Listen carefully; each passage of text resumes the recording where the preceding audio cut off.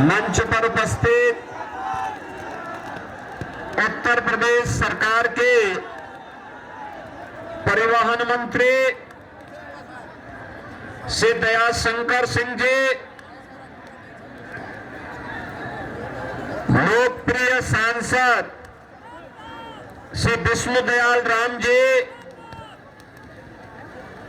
Bharatiya Janata party के प्रदेश के उपाध्यक्ष श्री विकास प्रीतम जी,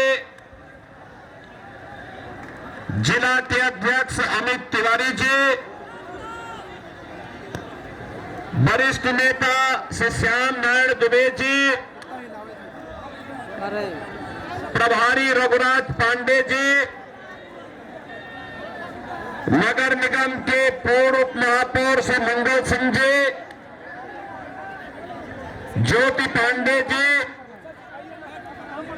अभिमन्यु तिवारी जी, पूर्व जिलाध्यक्ष विजयानंद पाठक जी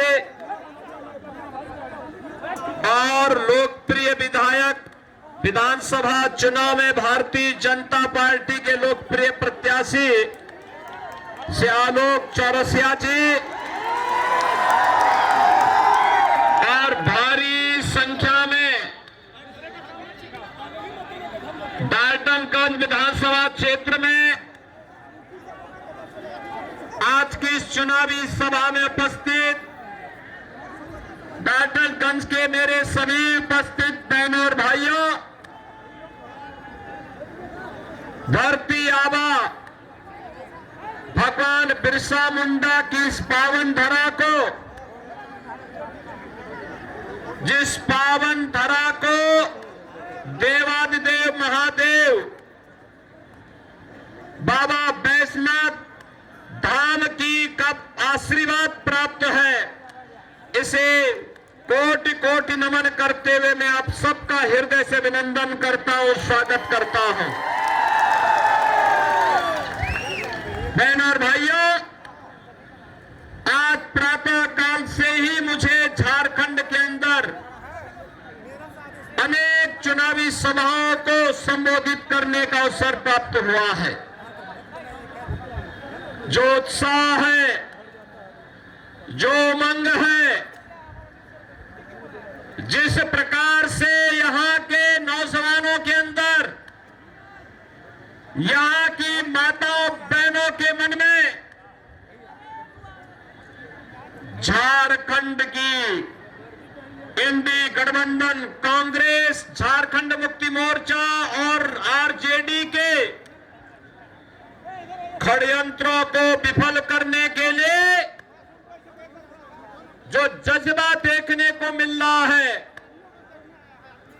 उससे लगता है कि झारखंड ने तय कर लिया है कि न सहेंगे न कहेंगे, एकजुट होकर के झारखंड की भ्रष्ट सरकार को बदलेंगे।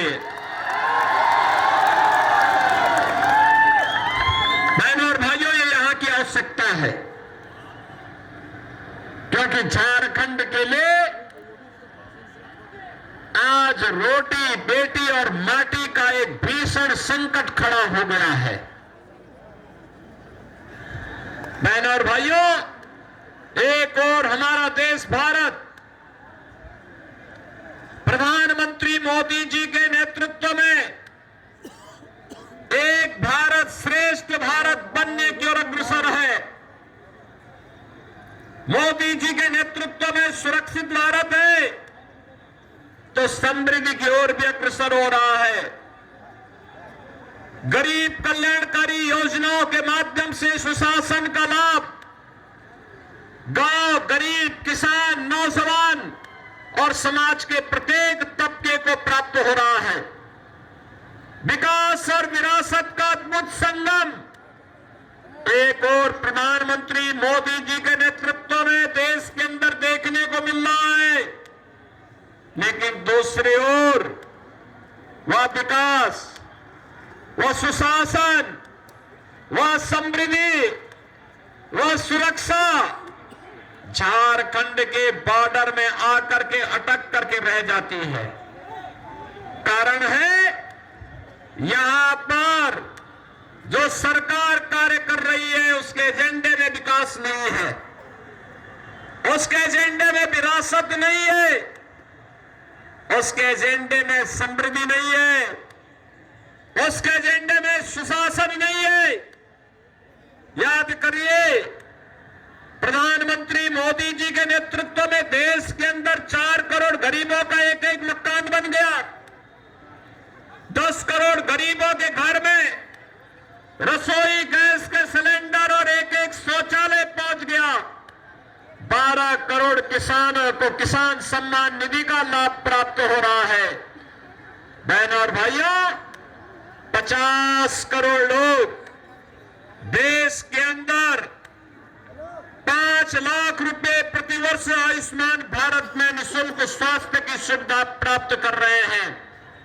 और अब तो मोदी जी ने घोषणा कर दी है कि 70 वर्ष से ऊपर के प्रत्येक व्यक्ति को हर वर्ष 5 लाख रुपए का निःशुल्क स्वास्थ्य बीमा का कवर उपलब्ध करवाएंगे। हर वर्ष 5 लाख रुपए निःशुल्क देंगे।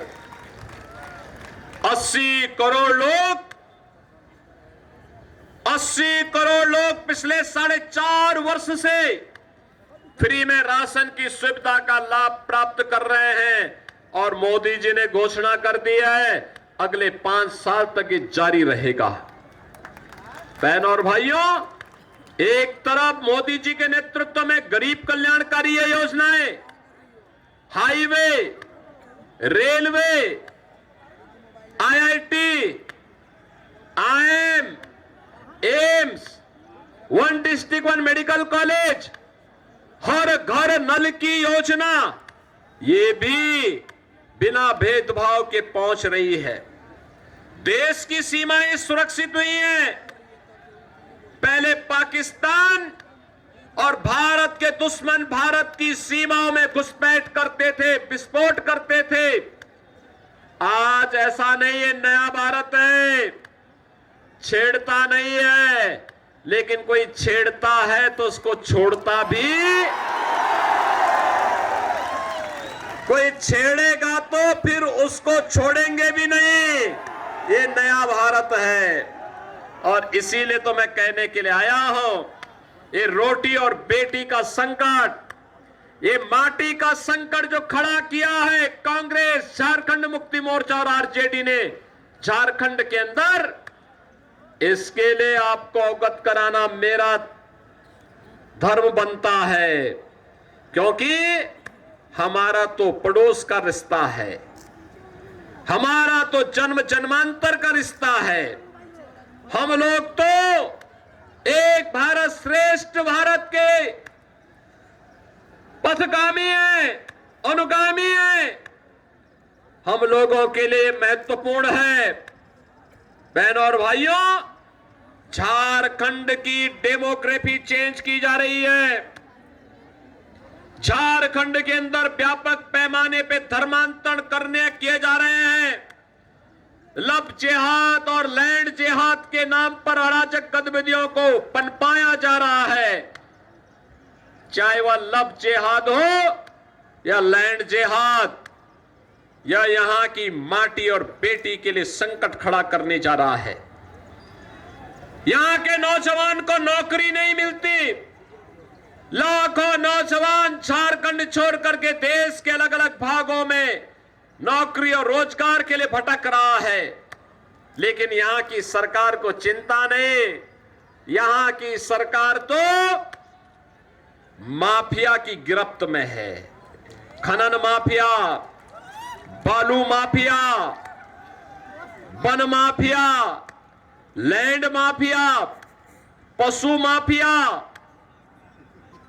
और माफिया का उपचार और घुसपैठियों का उपचार कोई है तो केवल भाजपा है, भाजपा है।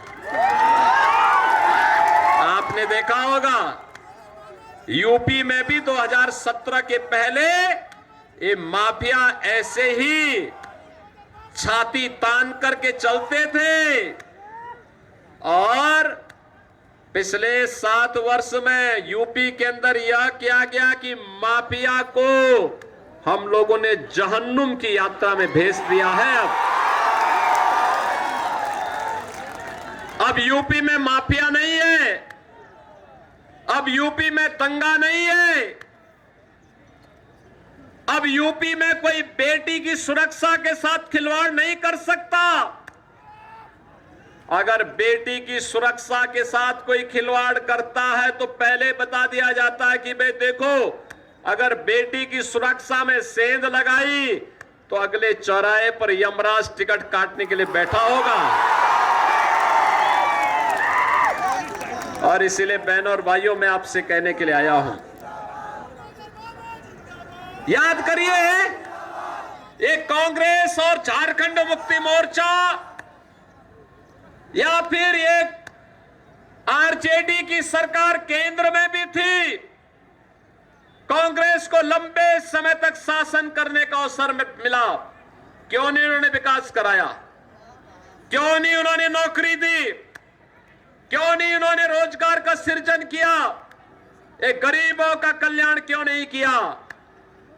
आज तो भाजपा कह रही है कि 23 नवंबर को परिणाम आएंगे, कमल खिलेगा, और कमल खिलते ही झारखंड की हर माता के खाते में हर महीने 2100 रुपया जाएगा। भारतीय जनता पार्टी ने कहा है एलपीजी का सिलेंडर 500 रुपए में मिलेगा और साल में 2 मुफ्त में भी उपलब्ध करवाएंगे। भारतीय जनता पार्टी ने कहा है कि बेरोजगार नौजवान को, जो ग्रेजुएट और पोस्ट ग्रेजुएट हो, हर महीने 2000 रुपया देंगे बेरोजगारी भत्ता के रूप में। सरकार बनते ही पहली कैबिनेट में 1.5 लाख नौजवानों के लिए नौकरी के विज्ञापन जारी हो जाएंगे। और सरकार ने भी घोषणा की है, पीएम इंटर्नशिप स्कीम में यहां के नौजवानों के इंटर्नशिप के लिए 5000 रुपए हर महीने उपलब्ध करवाएंगे। बहनों और भाइयों, ये काम कांग्रेस और झारखंड मुक्ति मोर्चा ने क्यों नहीं किया? ये विकास नहीं करा सकते, गरीबों का कल्याण नहीं करा सकते।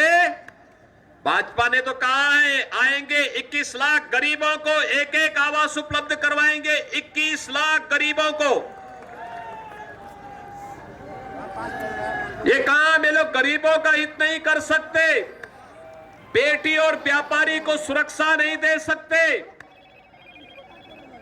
और अयोध्या में राम मंदिर का निर्माण भी नहीं कर सकते। बहनों और भाइयों, 60 वर्ष तक कांग्रेस इस देश के अंदर शासन की, 10 वर्ष तक केंद्र में कांग्रेस, आरजेडी और झारखंड मुक्ति मोर्चा की सरकार थी। बहनों और भाइयों, इन्होंने तब भी राम मंदिर की सुध नहीं ली। तब ये कहते थे कि राम तो हुए ही नहीं, कृष्ण हुए ही नहीं। और आज हम कहने के लिए आए हैं, मोदी जी को 2014 में आपने प्रधानमंत्री बनाया। 2014 में मैं भी सांसद था और विष्णु दयाल राम जी भी उस समय सांसद बनकर के गए थे। और मैं कहना चाहता हूं बहनों और भाइयों, 14 में मोदी जी प्रधानमंत्री बने, 17 में मैं मुख्यमंत्री बना, और 19 में 500 वर्षों की समस्या अयोध्या में राम मंदिर की समस्या का समाधान मात्र 2 वर्ष के अंदर डबल इंजन की सरकार ने कर दिया। ये डबल इंजन की सरकार का मतलब समस्या का समाधान। कांग्रेस, झारखंड मुक्ति मोर्चा और आरजेडी का मतलब समस्या पैदा करने वाले दल। ये समस्याएं, भाजपा समाधान है। और इसीलिए मैं कहने के लिए आया हूं, 500 वर्ष इसलिए इंतजार करने पड़े क्योंकि हम बंटे थे।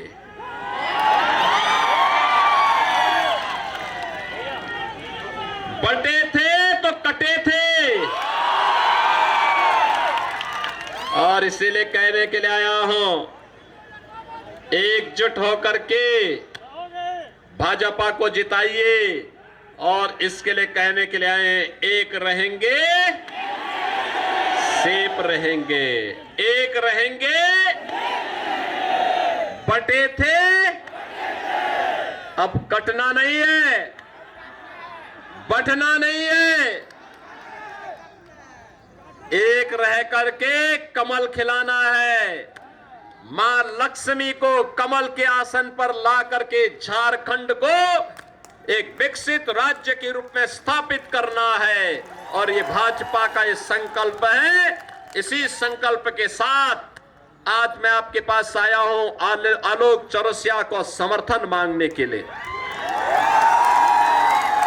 आलोक जी तो आपके विधायक भी हैं, एक युवा है, जुझारू है, सब विषम परिस्थितियों में लड़ना जानते हैं और इसीलिए मैं आपके आह्वान करने के लिए आया हूं से आलोक चौरसिया को भारी बहुमत से विजयी बनाइए। आपका आशीर्वाद प्राप्त होगा सभी लोगों का। इधर पीछे और पीछे टंकी के ऊपर चढ़े हुए लोगों को, सड़क के किनारे भी जितने हैं, इन सबसे मैं कहूंगा आप सब भी बताइए, आपका आशीर्वाद आलोक चौरसिया को प्राप्त होगा, सभी का होगा। कमल चुनाव चिन्ह पर विजयी बना के भेजेंगे तो मेरे साथ बोलेंगे भारत माता की।